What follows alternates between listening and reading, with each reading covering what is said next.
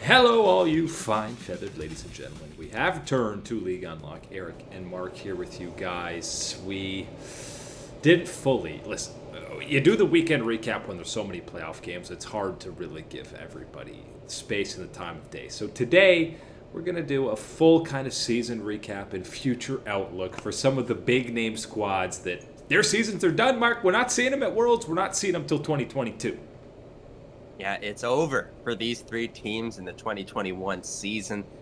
You know what? There's at least when we're talking about these three squads that we're going to get to, there is positives. There's good things to talk about. There's things to build towards in the future to look back on and feel good about this year as well.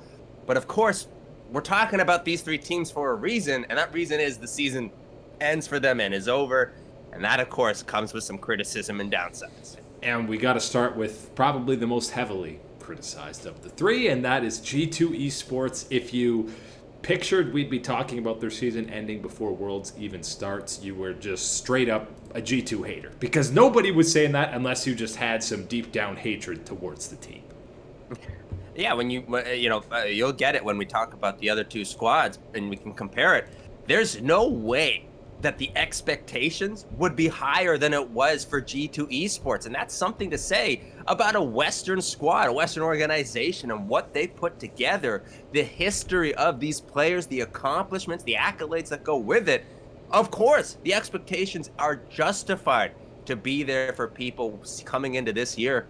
Unfortunately, in both spring and summer, unachieved.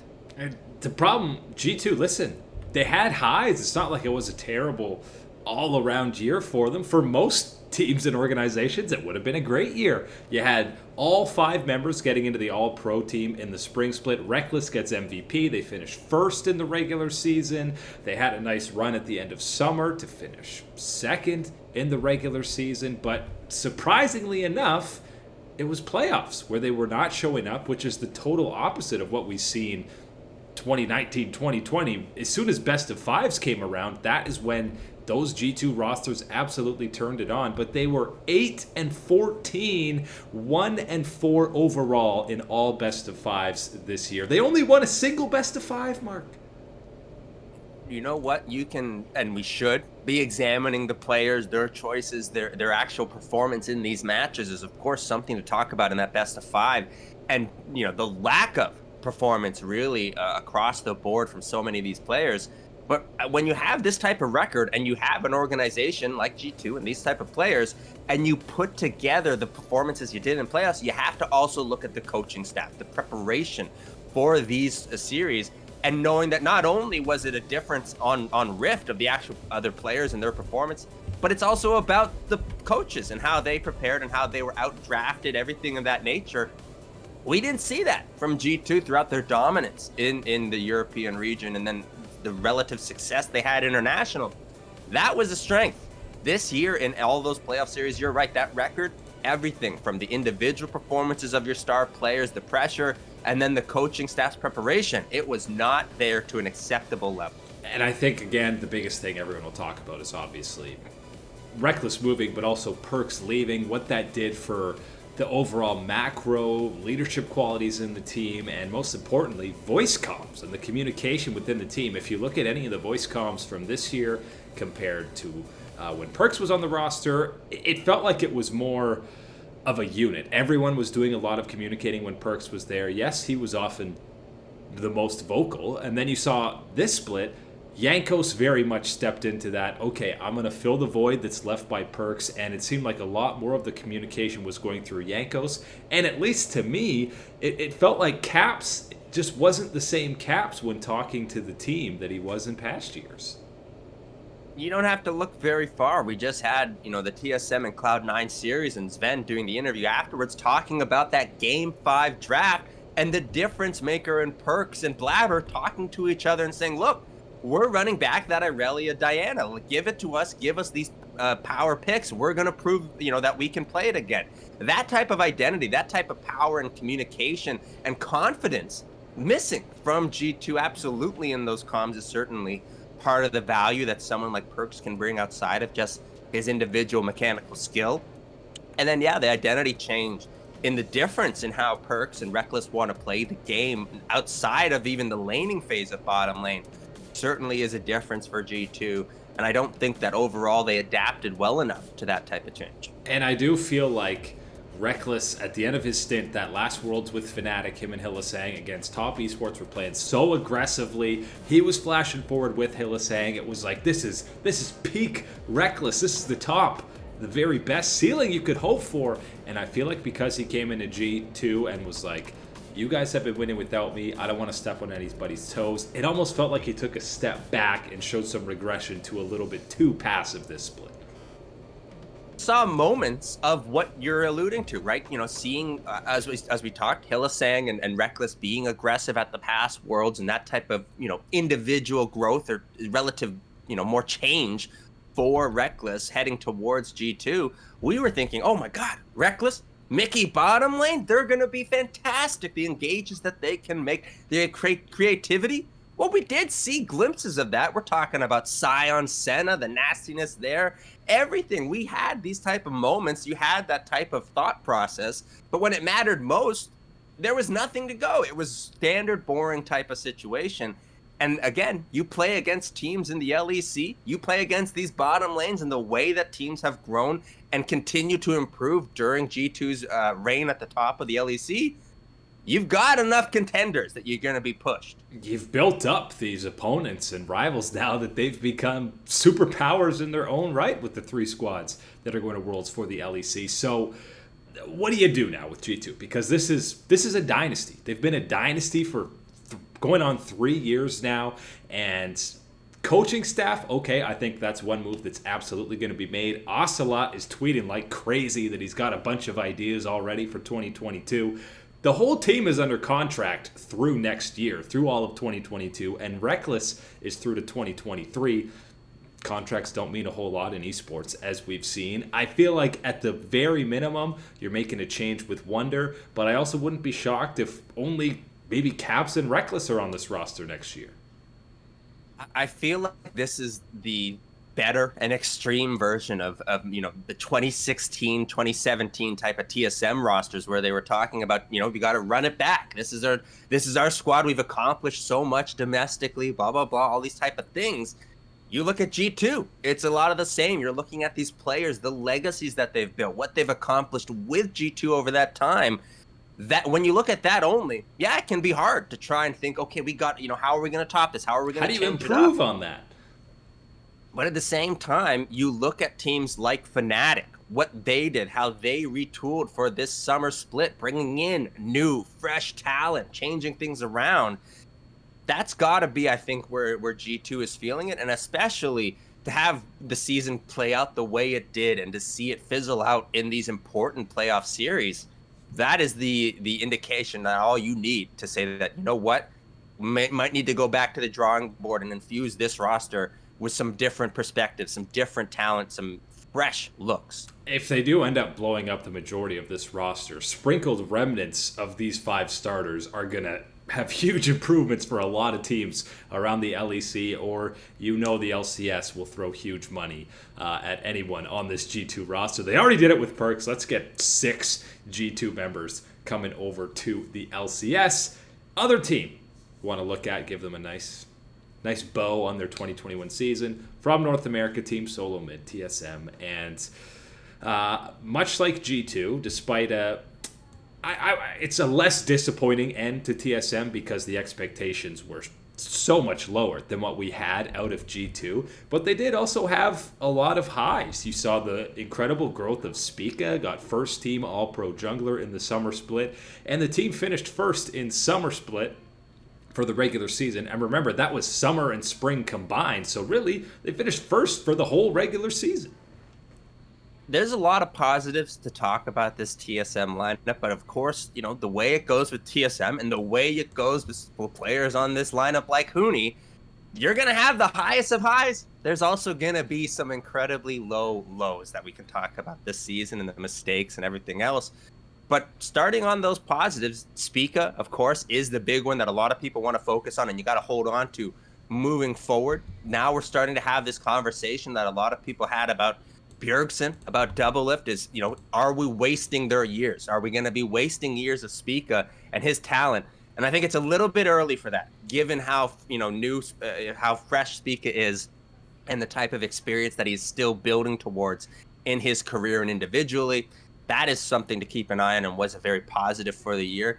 The other one for me is the replacement for Bjergsen, right? There are a lot of people, the conversation was, of course, this is such a legendary position. What do you do to fill it in? And, talking about young players, young talents, TSM Sword, they bring in Power of Evil to try and make this obviously a competitive lineup amongst the other changes that they did.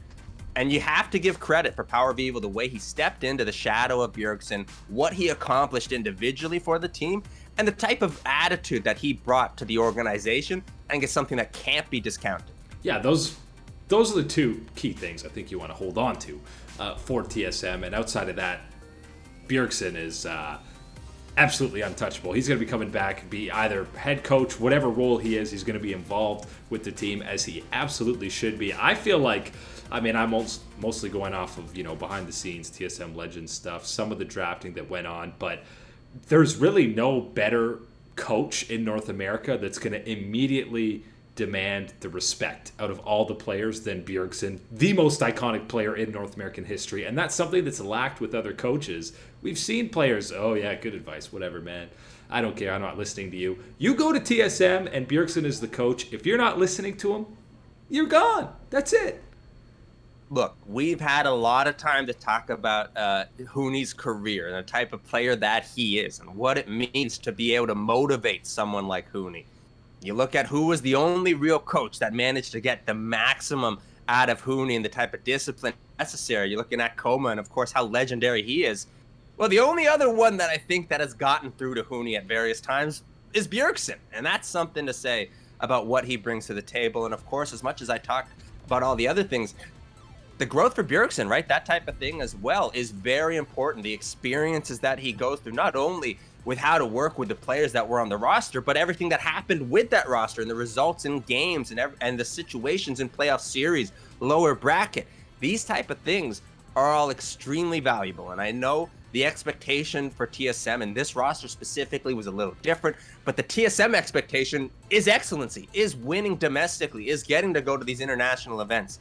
And I know that this is an unsuccessful campaign in that regard, but I promise that the growth made for players like Spica, the way someone like Power of Evil has stepped in, at least in this short term, and Bjergsen, what he has learned from this year, are going to be extremely valuable things for the future. So with G2, it feels painful and difficult to break up the roster because they've accomplished so much. They've had a dynasty. TSM, it's the first year with this roster. They've been making roster changes every year, sometimes every split, ever since that 2017 roster did break up. So it just feels easier to break this one up or make some changes. But this did feel like the biggest friendship and closest in terms of personalities team-wise that we've had, again, since that 2017 roster.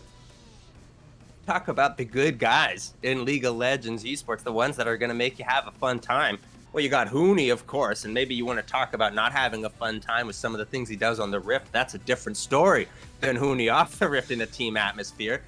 Of course, you got Mr. Ratio, Spica, and everything he brings to the team. Good guy, Power of Evil. And then Sword Art, always smiling. And yes, I know he's got 6 million reasons to be smiling too. But he certainly did, what I think bring a lot more on the attitude side as well. So I think if we're looking at changes for this roster, because they're all under contract through next year as well. Lost is even through 2023. Spica and Power Evil, I think, absolutely not touching. Sword Art, you're paying too much money to get rid of. So really, I feel like the only room for movement that you have is Huni and Lost potentially moving next year. Right, and then obviously that comes with its own type of restrictions. So if you're looking at replacing Huni and want to make a change, well, you got to go domestic in that type of spot, given what you're doing with Power of Evil and Sword Art. And I think as we've talked, you know what? I don't know if you're going to find a better international mid laner, right? A better import to bring in than what Power of Evil can provide for you right now at the LCS level. And then when you're looking at the bottom lane, you're talking about Lost, who is through that time. I think the real question is going to be, you have committed all this money to Sword Art. You're going to have to look at him and say, okay, do you think that Lost is another, any type of degree Juan Fang, right? Can you develop continuously with him and see his potential increase? If that's not the case, I think you do need to look outside to try and bring in either more immediate talent or someone as well with a high ceiling is something to look at for this TSM lineup and an organization to talk about. Yeah, I think the best bet is doing something similar to what TSM did with Biofrost many years ago, is have Sword Art have a handful of AD carries, including Lost, kind of just try out scrims, try out solo queue, duoing with Sword Art, and then, yeah, Bjergsen and Sword Art can come together and kind of talk about all these guys that they've worked with, because you're right, Sword Art absolutely needs to have a say in who he's going to be paired up with. And you could see the various moments when it really clicked for the bottom lane, that you could have both at this on the same synergy, not just being on Sword Art's page as far as aggression and everything else, but Sword Art being on page with the ADC, right? Being on page with Lost and knowing when it was okay to be away and when they were going to go for certain things. That type of feeling, I don't think was ever at 100%.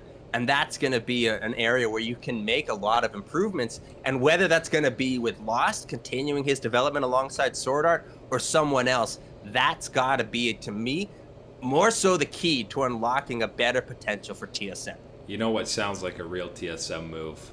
After one single split, Rookie of the Year. Throw all the money at Danny. Get him over. Come over to that TSM brand. Just throw it at him. You know what? That would be pretty exciting. That would be pretty spicy. I'm not going to say anything about it. You know, Sword Art would have a fun time playing with him, but wherever Danny ends up going, any team is going to be thrilled to have him. And if you're EG, you should be shelling out the bucks to make sure that he stays on your roster. But not as much wiggle room as I think you would initially think for TSM going forward for the roster for 2022.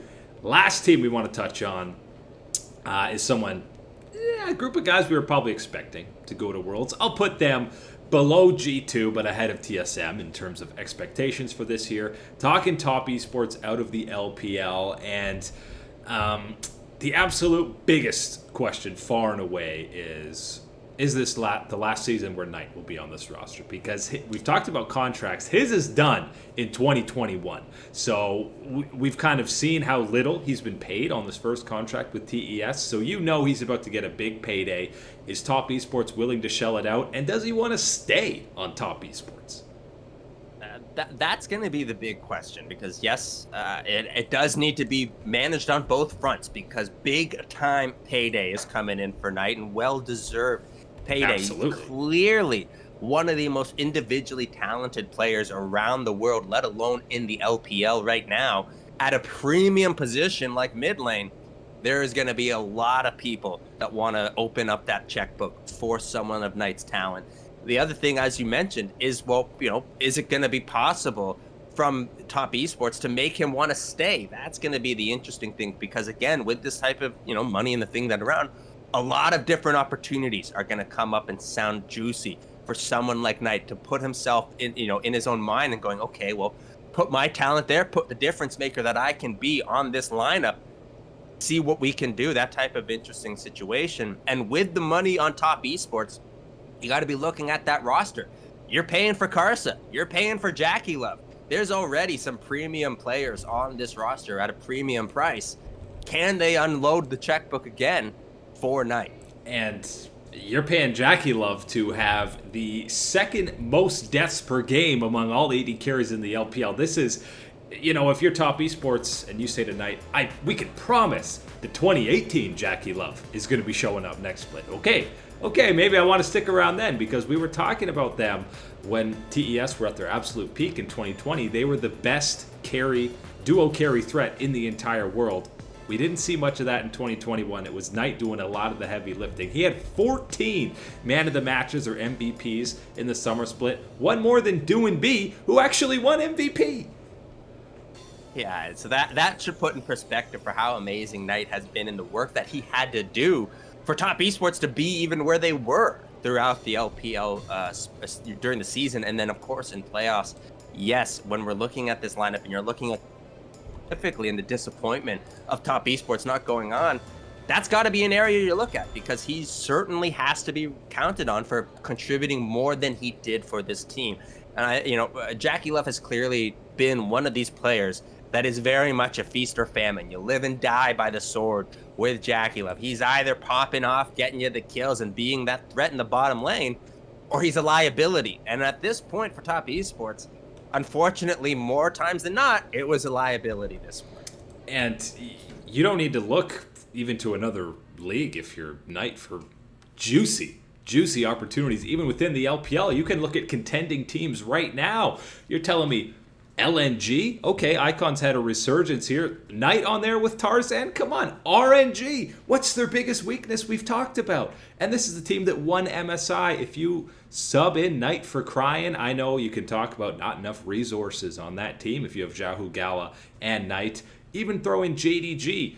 Yagao has been the most criticized player on that roster. There's so many legit contending playoff teams in the LPL that if you just threw Knight on that roster, that's world status immediately. Man, I can't tell you what. As much as I feel for Icon and the type of resurgence that we've seen from him and how valuable that can be, you're telling me LNG with Knight in the mid lane, Tarzan there. If LNG is not able to pluck away Trophy from the LCK, that's gotta be the 100% dream prize to land this offseason. So, okay, maybe there's all these great opportunities for him elsewhere. What can top esports do to entice him to stay? Because I don't think you can just run back this roster again. 369, his contract is also up in 2021. We saw Chiktian come in and have some great moments. Support has been a bit of a liability, but you assume if he's staying, the core of Carson Knight and Jackie Love are absolutely going to be there next year. Yeah, that to me has to be the core. That if Knight returns, that's the big one for me because he's got to be the linchpin. Yep, big question mark. Esports.